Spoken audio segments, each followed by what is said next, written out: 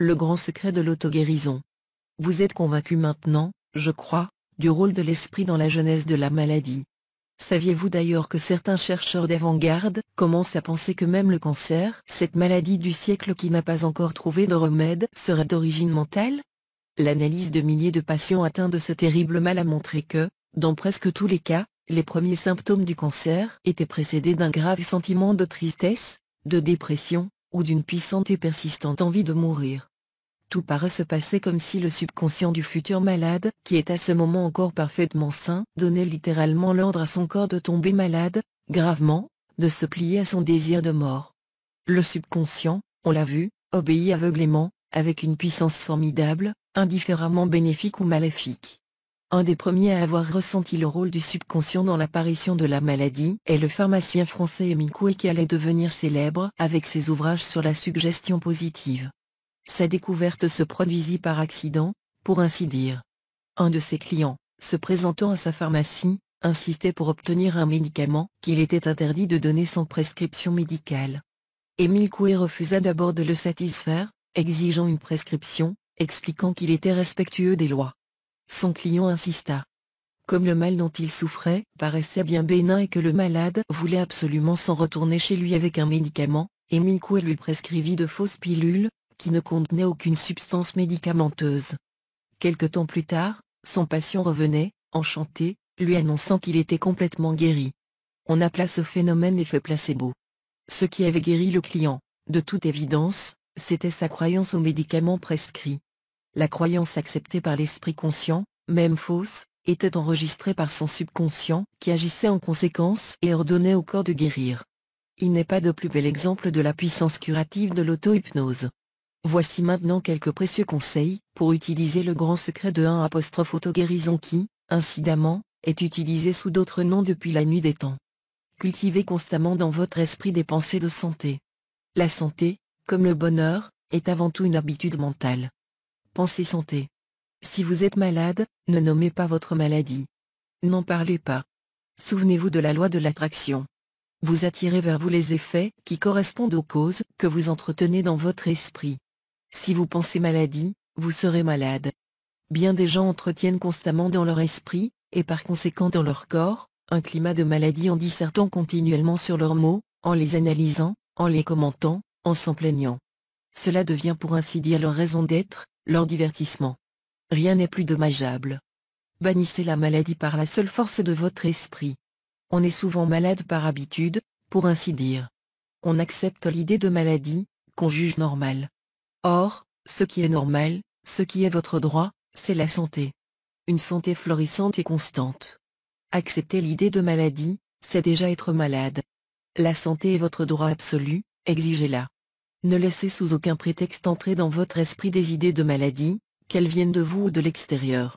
Procédez, comme nous l'avons déjà fait ensemble, à une petite auto-analyse. Êtes-vous déjà programmé pour être malade? Tombez-vous malade chaque hiver? Peut-être parce que depuis des années vous vous répétez inconsciemment, je ne sais pas pourquoi, chaque hiver je tombe malade. Même si vous vous plaignez de cet état de fait et si vous ne le comprenez pas, votre esprit conscient l'accepte comme une sorte de fatalité, et votre subconscient l'enregistre aussitôt comme tel. Si vous avez de ces maladies cycliques, découvrez-en la cause dans votre esprit. Peut-être remonte-t-elle très loin dans votre passé. Peu importe. Vous allez vous reprogrammer. Nous verrons comment tout de suite après. Soyez à l'écoute de votre corps et de vos états intérieurs. J'ai énuméré tout à l'heure de nombreuses situations qui engendraient la maladie. Je vous recommande d'être très prudent dès que, entre autres, les situations suivantes se présenteront à vous. Une déception sentimentale. Une perte d'emploi. Un changement d'emploi. Un divorce. La perte d'un enfant. La maladie d'un nez trop cher. Un déménagement. Une perte d'argent importante. Une grosse dette à rembourser. La mort d'un parent. Toutes ces situations peuvent engendrer la maladie. Si elles se présentent, défendez-vous. Il va falloir que vous saturiez votre subconscient de suggestions contraires. Utilisez la loi de la substitution que vous connaissez. Remplacez aussitôt la pensée de maladie par celle de santé. Comment réagir pour chasser la maladie dès le départ? Incidemment, il n'y a pas que ces situations traumatisantes qui sont la cause de maladie. Il y a également l'accumulation des ennuis quotidiens, des problèmes, des petites déceptions et, D'une manière générale, le stress, l'ennemi numéro 1. Soyez à l'écoute de votre corps. Vous avez remarqué que bien souvent, juste avant de tomber malade, on a un pressentiment. On se dit d'ailleurs souvent, je sens que je vais tomber malade. C'est le temps de réagir. N'attendez pas une minute. Il faut immédiatement se programmer. Je vais vous donner maintenant des formules générales de santé, valables en tout temps.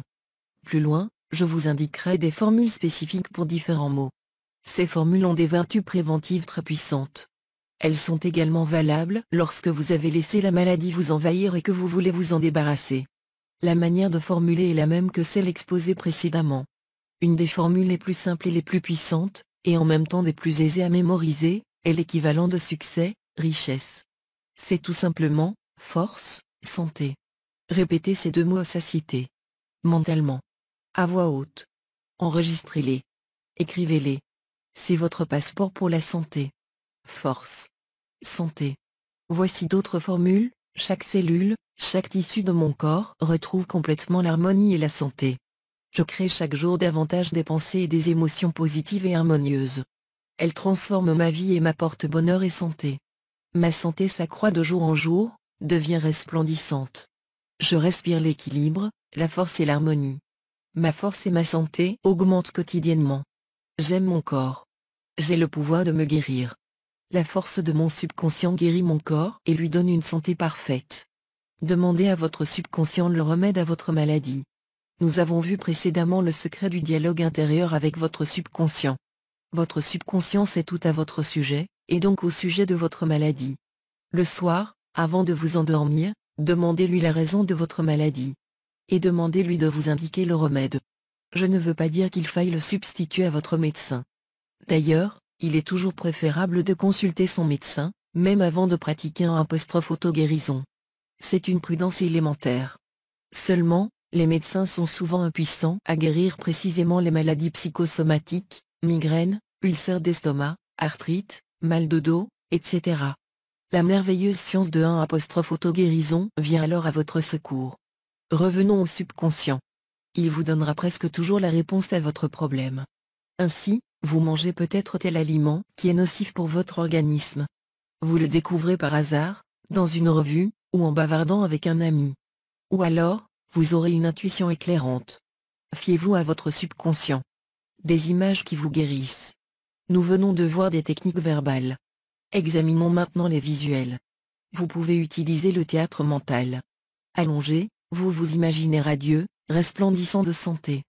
La force et la lumière se dégagent de tout votre corps. Vous souriez. Il y a de quoi. C'est la pleine forme. Utilisez une variante de l'étonnante technique du poète Goethe. Imaginez un ami, un être aimé, qui s'approche de vous et vous dit « Tu as l'air en pleine forme aujourd'hui. Je te félicite. » Ou encore « Tu as vraiment bonne mine, tu as l'air en pleine santé. Tu m'impressionnes énormément. » Ou encore « J'admire ta santé resplendissante. » Quel est ton secret? Dans tous les cas de visualisation créatrice, soutenez vos images par des formules abondamment répétées et par des pensées d'équilibre et de force.